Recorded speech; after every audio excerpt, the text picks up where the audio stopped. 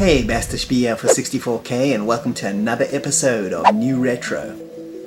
And if you've never watched this series before, basically I take a look at a new retro game on an old system and then I go back and check out the game that might have inspired it. And today's games are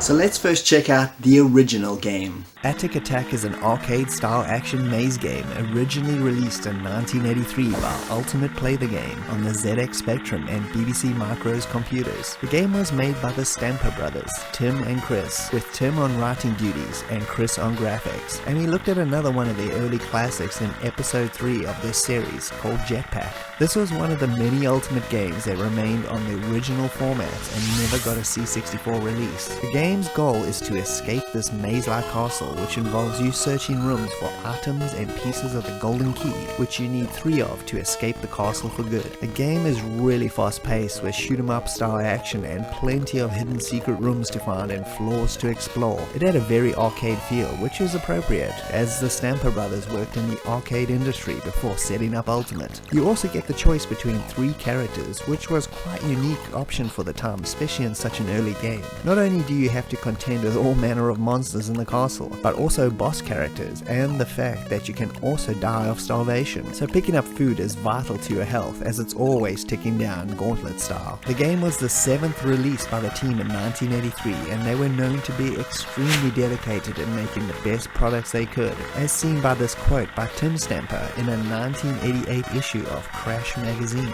"We were so busy producing a few products a year and making sure they were right. I think while we were full-time Ultimate, we only had 2 Christmas mornings off, and that's how hard it was. We worked 7 days a week, 8 AM till 1 or 2 in the morning. I don't feel it's any good having engineers who only work 9 to 5, because then you get a 9 to 5 game." The game was received really well in Crash magazine and C+VG, plus many other publications of the time, and I think the combination of the fast arcade style gameplay and Ultimate's unique style of their box art and advertising always made their games appeal to many people, not only for the quality but also that air of mystery that surrounded them.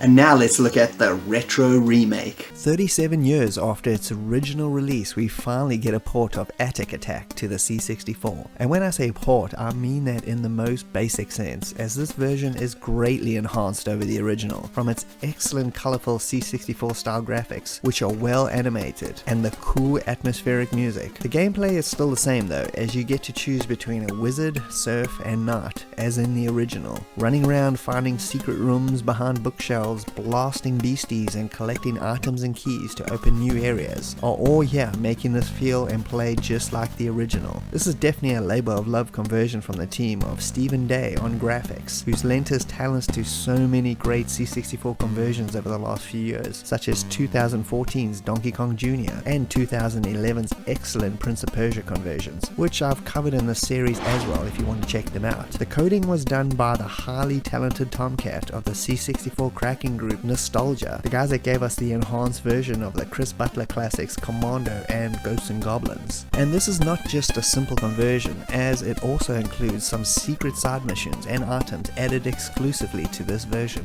With this and all the recent enhanced ports of Ultimate games to the C64 like Knightlaw and Alien 8 amongst many more, the Commodore is getting pretty close to the entire Ultimate library available, which is a pretty amazing contribution by everybody that supports this awesome computer. Here's hoping we'll see many more years of excellent unconverted ports to this great system. And you're probably wondering, where can I get these games? So as for the original version of Atic Atac on the Spectrum, usually I would suggest going to eBay, but the prices are kind of astronomical for this game, so therefore I would suggest going to the retrocavern.com, which has the game for really cheap. I'll leave a link in the description to go straight to their page. And as for the C64 version, it's unofficial, it's fan made, so therefore it's free, and I'll also leave a link in the description to the download for that game. And thanks for joining me, Bastish B at 64K. I hope you had a good time. If you can like and subscribe, that'll be greatly appreciated. And I'll see you next time. Cheers.